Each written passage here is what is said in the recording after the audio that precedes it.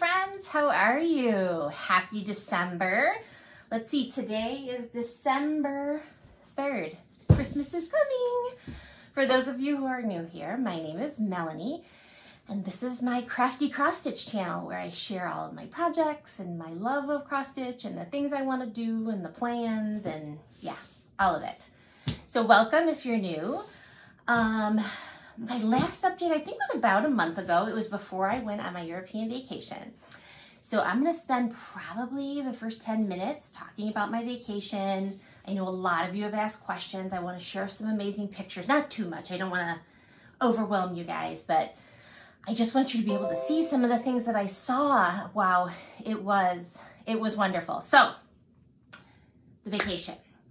We left Metro Detroit Airport. I think it was on a Friday. Yeah, it was on a Friday at around 6:30 in the evening. And the plan was, that, you know, you leave at 6:30 and then you land in Amsterdam in the Netherlands at like 8 in the morning.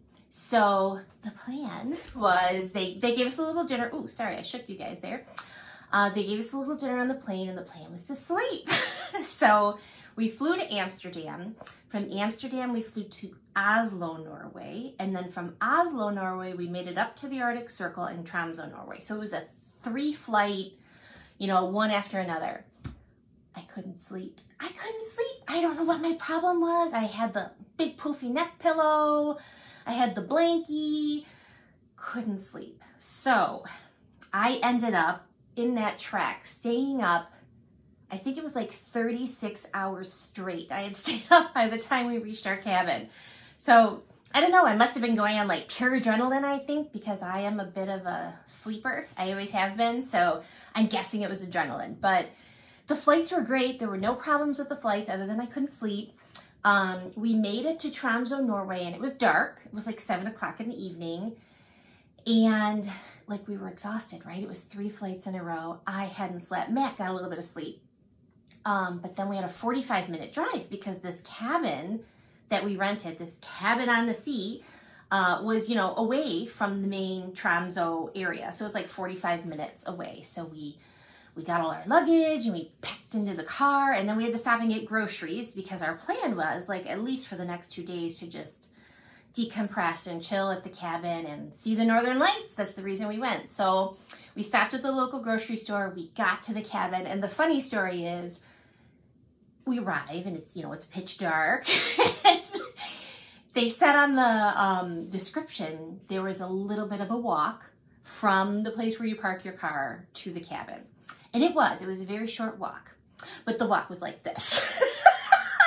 So we parked up on the street, and it was, I'm not kidding you, like a 60-degree incline to get down to the sea, right? To the cabin. I mean, totally worth it, 100% worth it. But we show up, you know, at 10 at night, pitch dark, it's cold, it's icy. We've got 12 bags of groceries and 10 bags of luggage. No, not 10, probably like 3.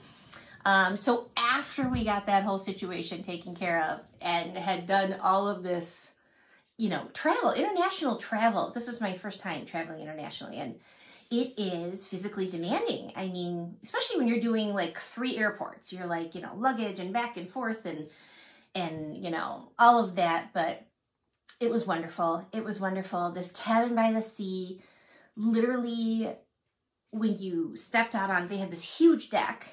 All you could see was fjords and beautiful landscape, just so different than anything I had ever seen.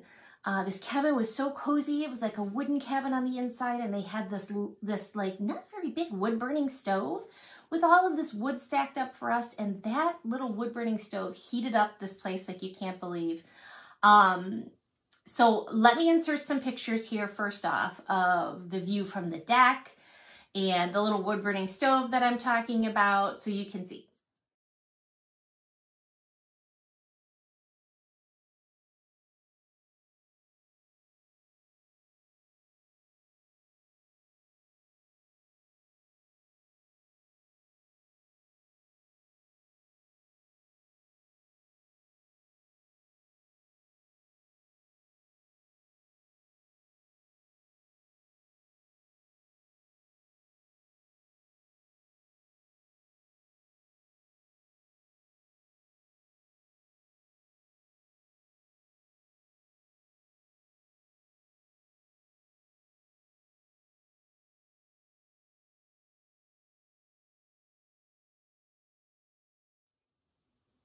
Isn't that wonderful? So cozy. And the funny thing is, they had, you know, 2 bedrooms, no, I think 3 bedrooms at this place, but that one wall where the deck was all glass. So just sitting in the living room looking out, all you could see was, you know, the sea and the fjords. And they had a great big L-shaped couch in the living room, and it was so comfortable. Me and Matt slept on that couch the whole time. We'd pile up the wood and the wood burning stove and get cozy on this couch and just look at the stars and had the best view. It was amazing. We did get lucky and we saw the northern lights. Matt spotted them. They weren't like how I'd imagine in my mind, where you look up in the sky and it's like this fluorescent green everywhere. It was more like a gray white.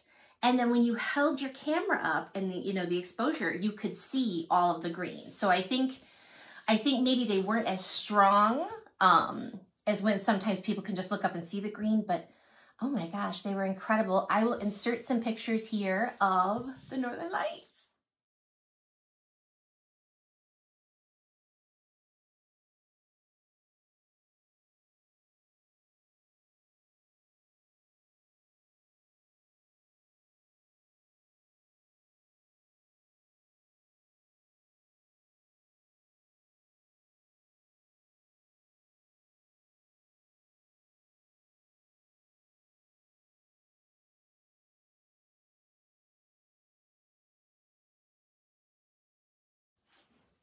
So we were so lucky. We saw them one night. They were really, really bright. And then I think the next 2 nights were kind of cloudy, so we spent some time in downtown Tromsø, and then we saw them again, and they were kind of like a rainbow in the distance. But downtown Tromsø was adorable. I found a knitting stitchy store, and I got a pattern from it that I'm going to show you in a little while, which was just thrilling to me, right, to see a little cross-stitch pattern. We were basically souvenir mules. That's what Matt called me. I just had to get something for all my little nieces and my nephew and my brothers and sisters and my mom and stepdad and grandma. And so we were kind of like souvenir mules. But I got them these great Norwegian socks that they just love. They're just so cozy. And I got the kids some like little snow globes and chocolates, and we really enjoyed the town. It was bigger than I thought it would be. You know, it was a good size, several blocks of shopping, and we went to some of the restaurants there. I'll insert a picture. This restaurant was so beautiful when you walked in, and the pictures aren't going to do it justice, but when you walked in, it was dim, but everything was lit by like candles and these beautiful water and champagne glasses, or not champagne, wine glasses with like peach accents and greenery. I'll insert a picture here.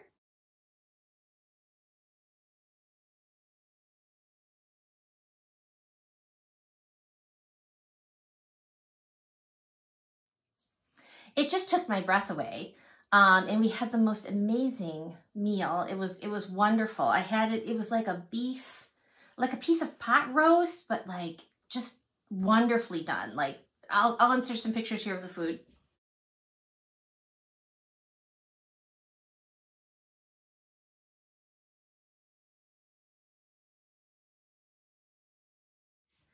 It was just incredible. So we had a really good time. We got to go to a little cafe and like sit at this cafe with like these short little seats, sit at the cafe and have a coffee and look out at the bay. I'll insert that picture here.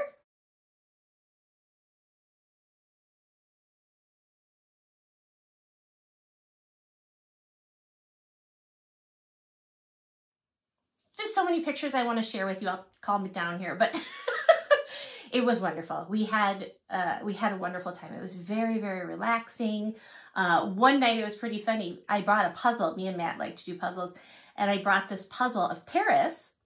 And we stayed up till like 3 in the morning because we were waiting for the northern lights and, you know, running out there and taking pictures. And we finished this 1,000-piece puzzle in one night.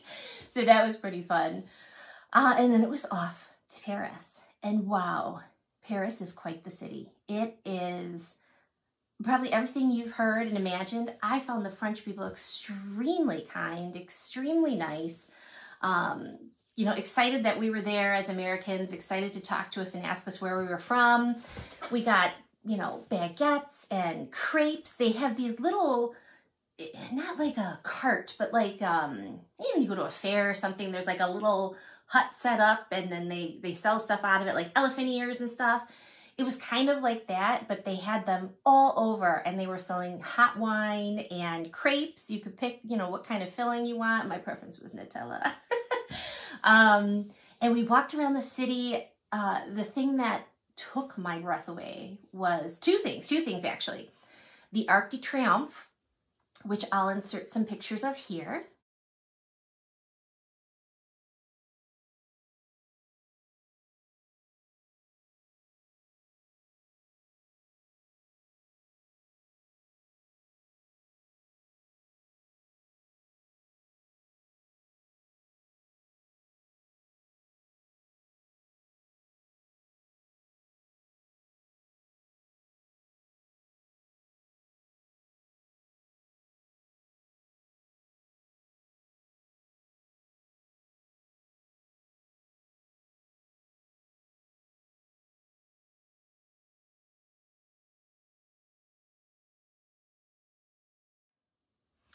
And that amazing structure, it was started by Napoleon, and it took like 30 years before it actually got finished. But basically the walls are lined with the names of the military leaders, the places where the battles took place. They have a tomb of an unknown soldier there, which you would have seen in the pictures, and it's the remains of a French soldier. They don't know his name, you know, he's anonymous, but that flame has burned nonstop, kind of like we have in the US. It was breathtaking. I feel like I walked around with my mouth open. If that doesn't say tourist, I don't know, but I literally walked around with my mouth wide open and just staring at the sculpture. It was breathtaking, just what they had done with the stone and the carvings. And on the Arc de Triomphe, I'll have included pictures, but on the four sides are just these amazing sculptures. And they each represent, you know, like a different war or a different meaning. I spent so much time on Wikipedia reading about all of it. It was breathtaking. It was breathtaking. And then the other thing was the Louvre, and we didn't even have time to go in the Louvre. So everything that I'm going to show you and include in pictures here is the outside of the Louvre. It's just this huge long garden that extends with a fountain and all of these just sculptures one after another. And I just wanted to stand there and stare at them and know what that sculpture was about.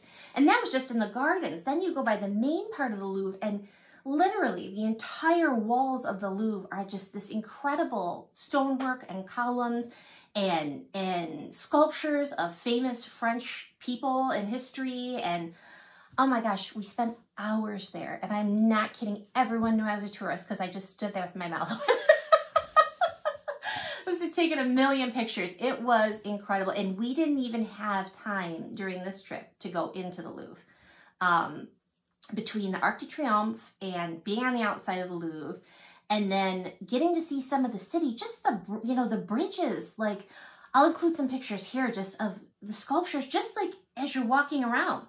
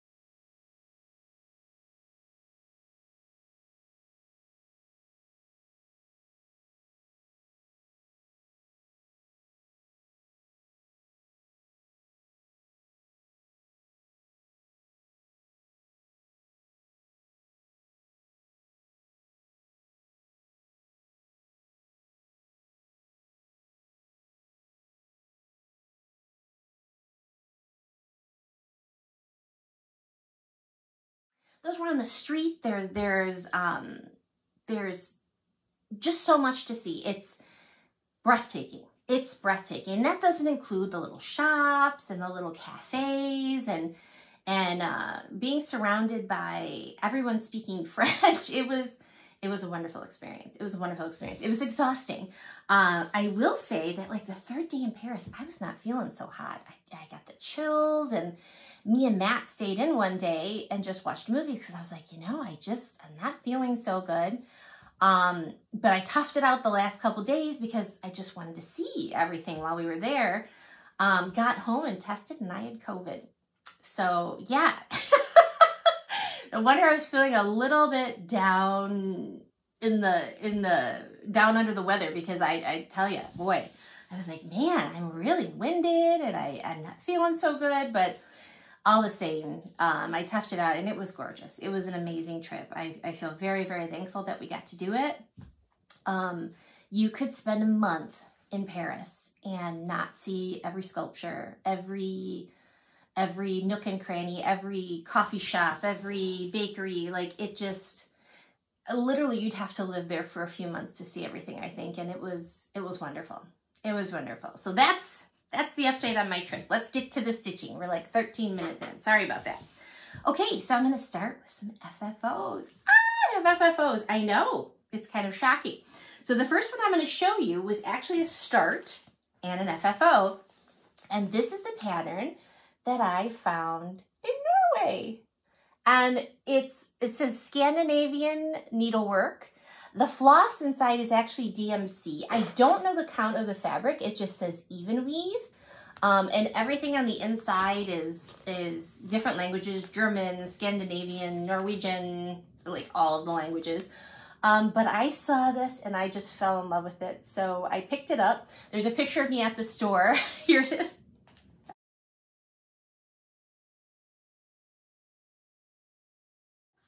I was so excited. I got that, and it was more of like a knitting store. I picked up some yarn to knit some socks, but yeah, I was just tickled to death when I found this little ornament. Excuse me. And so here is my FFO. Isn't that adorable? It's on like a raw linen. Let me hold it like this so you can see it a little more stable. You can see the robin sitting next to the little lantern with the cabin. Just beautiful. And now I made some changes. If you look at the original, they didn't fill in all of this here. They just put like a couple snowflakes and they left that raw linen. I wanted it to look more circular, more even. And so I just added more snow into mine. Isn't that so sweet? And I finished it with like a little bit of, what do you call this, like the lady dots chenille trim around the edge. And here's the back. I put some navy blue with white polka dot fabric. And then I just kind of got crazy. Oh, I'm sorry, I moved the whole, let me see, I can move you back here. I think I can move you back. Okay, I took the trim, you know, like the white ball trim, and I just like sewed it together to make a snowball at the top. I thought that was a really cute touch. And so, yeah, that's the first one I have to show you. That was fun. That was a lot of fun and a good memory to have on my tree. Next, let's see, this one, I finished this one in like 2017. I had to look up the info. It's Ho Ho Ho Holiday by Lizzie Kate, and I stitched this on 28 count tea-dyed Monaco. And here it is! Isn't that so cute? Oh my gosh, I had so much fun with this. He's adorable. I sewed a big bundle of jingle bells on the top with a little red ribbon and some coordinating fabric. I really like this one hanging on my tree. It's so sweet. And the cat loves it too. Every morning when I go out there, it'll be like, or like, you know, turn just a little bit. She doesn't destroy it, which is incredibly sweet. But yeah, she plays with it a little and I can't blame her. So that's that FFO. And then last, boy, this one took me a long time. I was trying to channel Vanna Pfeiffer. Thank you, Vanna, for this tutorial. It's all because of her that I knew how to do this. This is Santa Waving Goodnight from the 2016 Just Cross Stitch Ornament issue. I stitched this on 28 count tea-dyed Monaco, and I think I finished it in 2018. So I finally FFO'd it. Isn't that adorable? So this Santa, I changed the called for colors. I just, you know, spiced them up a little. So I think this is Louisiana hot sauce, and that might be like grasshopper, I think maybe from Classic Colorworks. It's been a long time. But Vanna has a tutorial, and she shows not this pattern, but another one that she does this on. And I just followed it to a T. So on the back, I've got the coordinated fabric. She shows you how to do this, like this rick-rack behind the cross-stitch piece, which was super helpful part of the tutorial. And then instead of doing the cording, I had this beautiful ribbon that my friend Cindy from Cindy's Cross Stitch sent me. And I used that beautiful ribbon to just make a hanger and put some pom-poms on the top. Isn't that so sweet? But this one this one took me a long time because you have to make the front piece and then the back piece and then stitch those together or glue them together, however you want to do it, and then finish this piece and then the rick-rack. And yeah, but I loved this Santa so much that I really wanted to do a bang-up job on this one. So, too fun. And if you don't follow me on Instagram, I'm going to insert a short clip here. I bought a tree. I think I got it. Oh, I got it at the at-home store for like 30 bucks on Black Friday clearance. And I've set it up near my village in my living room, and I've put the cross-stitch ornaments that I have on it. So I'll insert that clip here.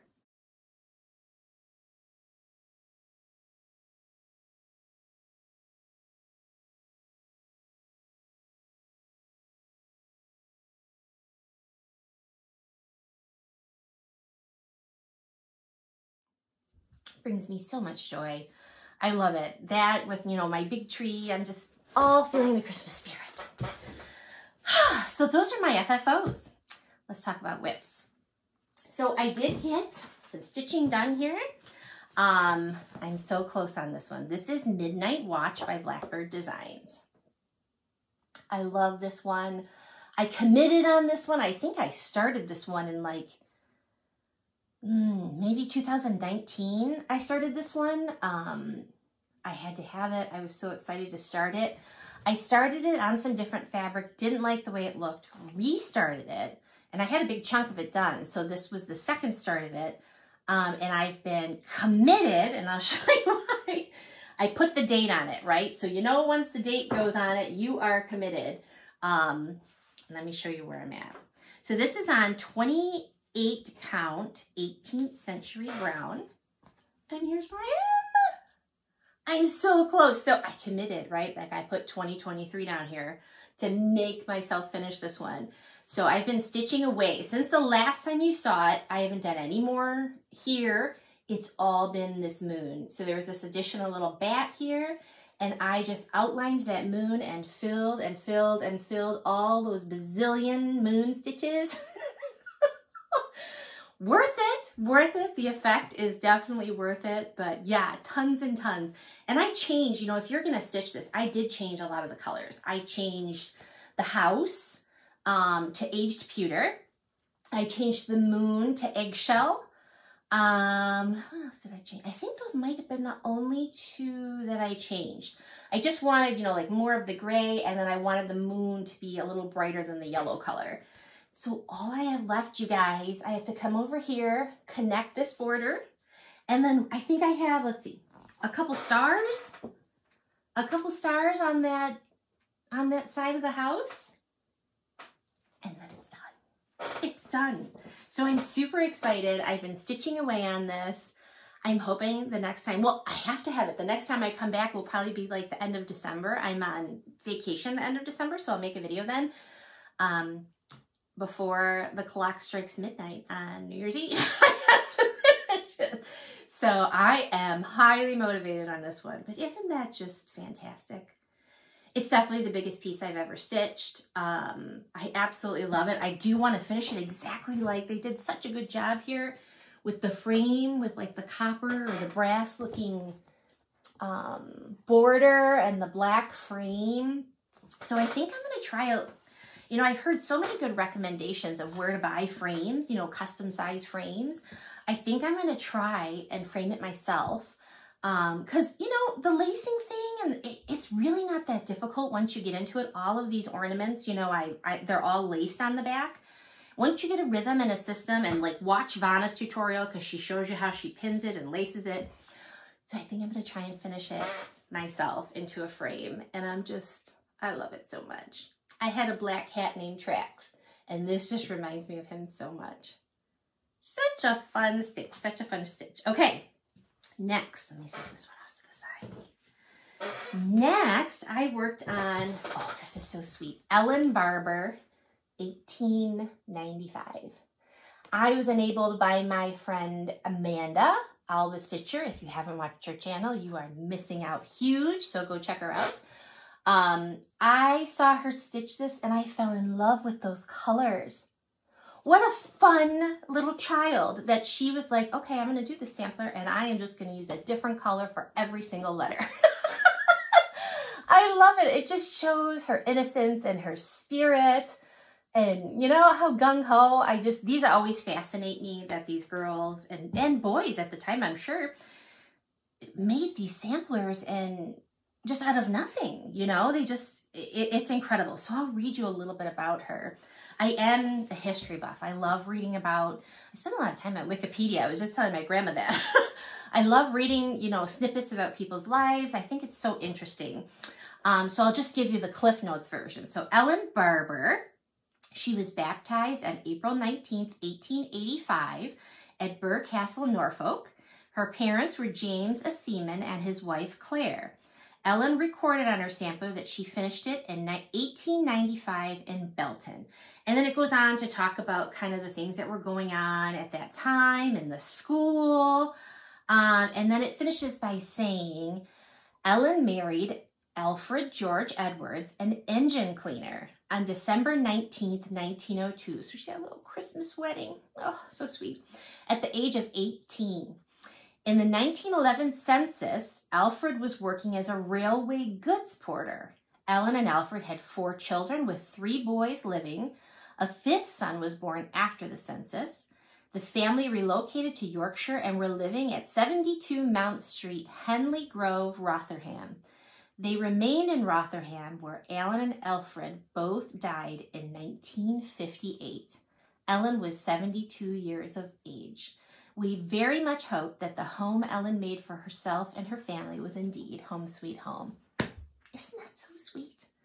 Isn't that so sweet? I just, in my mind, like I imagine her little, probably very simple Christmas wedding and her life with her children and how different things were. An engine cleaner and a railroad porter. Like I'm so fascinated by that history. So yes, I had to stitch this right away as soon as I saw Amanda do it. I am stitching this one on 36 Count Mayflower by Fox and Rabbit, using all the colorful colors. And here's where I am. Isn't that so sweet?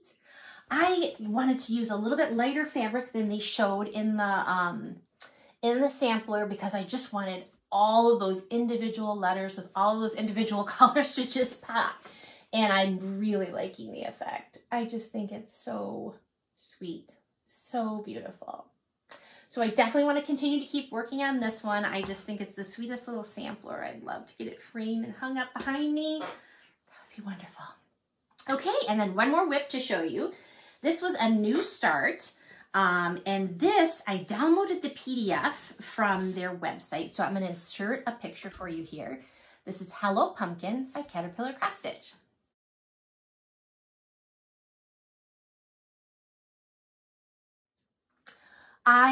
When these came out, I love Hello Dear. I love, what is the one in the spring? There's a spring one and a summer one, and I love them all. But this fall one, oh my gosh, these colors with the little animals, the fox and the owl, I had to start it. So I'm stitching mine on 18 count white Aida, and here's where I got to. So of course, I got the matching little, needle minder, Hello Pumpkin.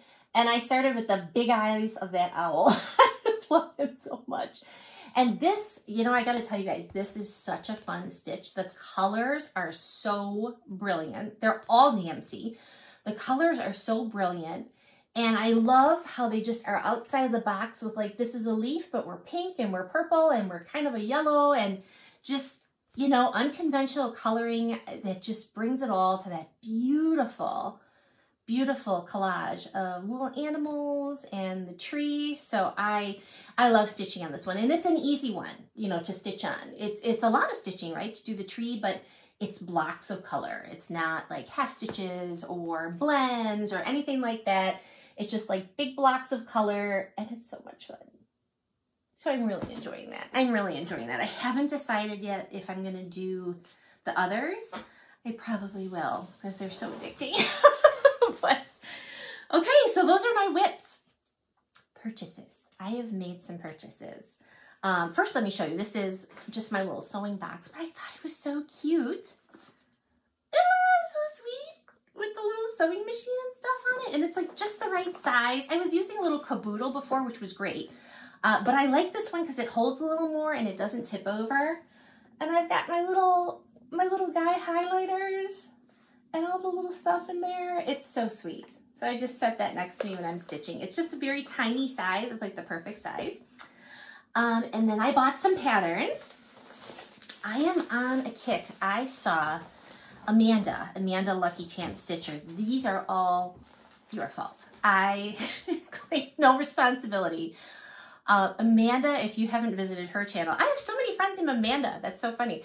Amanda the Lucky Chance Stitcher, named after her cat. She's an incredible stitcher. The amount of stitching that this woman gets done is shocking. She finished like one of those huge Disney Cinderella scenes. She does tons of memorabilia and dimensions, and I feel like every time I watch your Flosstubes, Amanda, I get sucked in. So I got off on a dimensions kick, and I'll show you why in a minute. But this is one that I purchased on eBay, and it is from 2005, and it's called Snow Family Christmas. Isn't that so sweet? It's definitely got that vintagey vibe. I love it. That little snow baby on the sled. Oh my gosh, I think that is the cutest. That is the cutest. I don't know if I'm going to do the border. I was looking at it the other night. I really love the picture in the middle. I don't know if I'm going to do the border. We'll see. We'll see how that turns out. Okay, and then this next purchase was an expensive one. I used Christmas money from my sister Megan. Thank you, Maggie. Amanda finished 2 Dimensions Gold stockings. Just unbelievable. Her stitching is unbelievable. How she finished them is so beautiful. Amanda, I'm probably going to hit you up for stocking finishing tips because I've never finished a stocking. So hopefully you'll have some mercy on me and share some tips. But I saw this stocking that she finished for her son, and I have to say I've never, in my personal opinion, seen a more beautiful cross-stitch stocking than this one. I immediately ran off to try and find it, quickly realized that this was a kit from 1998, and I think I only found 3 of them total on eBay. 2 of them were like in the $250, $300 range.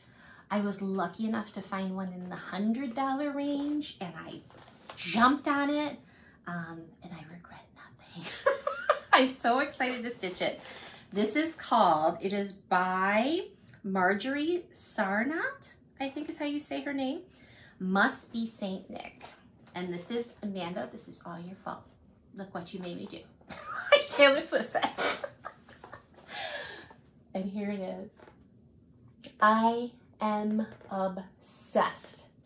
I just think that that is like the epitome of Christmas and the innocence that a child feels and that excitement. I love it so much. I love it so much. And it came, I mean, it's in good condition, right? 1998. That reminds me of when I graduated from high school, and look how old I am. So it came in really good condition. It had all the threads. It had like a felt for the back. And it had the Aida, but the Aida was like an 18 count navy blue Aida. And the previous owner had used masking tape around the edges, and I tried to remove it, but it was really sticky and the fabric wasn't in the best shape, right? It's like a 30-year-old stocking. So I ordered some 18 count navy blue Aida just to have some fresh linen to do this on. And I'm gonna start it when it gets here on Tuesday. My goal, and I'm hoping you'll encourage me along this journey. My goal is to have this done by next Christmas, hanging on my wall, finished. Now, I am not a super stitcher like Amanda. So Amanda could probably finish this in 2 weeks. This will take me all year. So I'm really excited to start it. I just, oh my gosh, I'm so in love with that scene. So that's gonna be my big project, and I'm gonna channel Taryn from Taryn Verlet Cross Stitch. She also does these dimension stockings. She did, I think I've seen 2 of them that she's done for her son Wyatt, and she has 3 daughters. I can't remember what the other one is, but she would do just a little a day, you know, like 25 stitches a day. So whatever my rotation comes out to be in 2024, this is going to be in the rotation because I'm obsessed with it. And then I'm going to try and make a stocking. Yikes. So we'll see how that goes.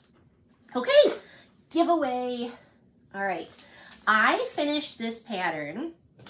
This is Holiday Hoopla Valentine's Day by Brenda Gervais. I love this little angel. I thought it'd be great to get you this pattern now because you could have time to stitch it up in December and January and get it done for Valentine's Day. It's such a sweet pattern. And this is how I finished mine. I finished mine into a little pillow. I've shown you guys this before. I finished into a little pillow. And I love how it turned out. I put a little heart button with a pin. And then I sewed like this little rose button and did some different trims. I just love this one. It's so sweet. It's one of my favorites that I put out for Valentine's Day. So I thought maybe you would want to make your own little Valentine item. So if you would like to be entered for this giveaway, put Angel in your comment. Don't mention giveaway, obviously, right? We don't want trolls to get these. Please be over 18 so you can give me your address. I would prefer if you were a subscriber, that would be awesome. But yeah, if you'd like to win, ooh, I'm getting a lot of glare. There we go. Holiday Hoopla, Valentine's Day.